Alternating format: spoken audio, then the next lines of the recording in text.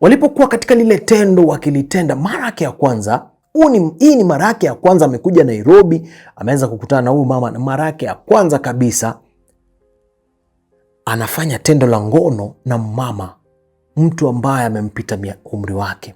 Basi anasema kwamba walipokuwa wanaendelea kufanya lile tendo, mama aligeuka akamwekea sasa mawe mbili. Ikisema mawe mbili unaelewa, akamwekea mawe mbili na akamwambia kwamba hapa mahali ambapo ulikuwa umeweka kidole, hapa ndio nataka uingie. Nika nasema nilishtuka, huyu mama ako na fetish za aina gani? Na kwa kweli Nika nasema kwamba wakati mama aligeuka, alimlazimisha amwingie kwenye sehemu yake ambayo ni sim tu. Anasema kwamba mama alichukua mafuta akapaka engine vizuri, akaisafisha, basi akamwambia choma ndani.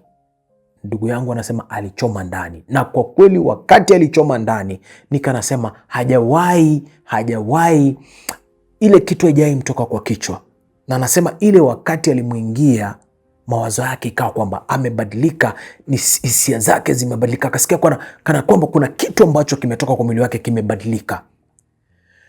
Nika anasema hiyo ndio ilikuwa, ama huo ndio ulikuwa wakati wake wa kwanza kuweza kuingia mwanamke katika sehemu yake ya pili ambayo ni sim tu.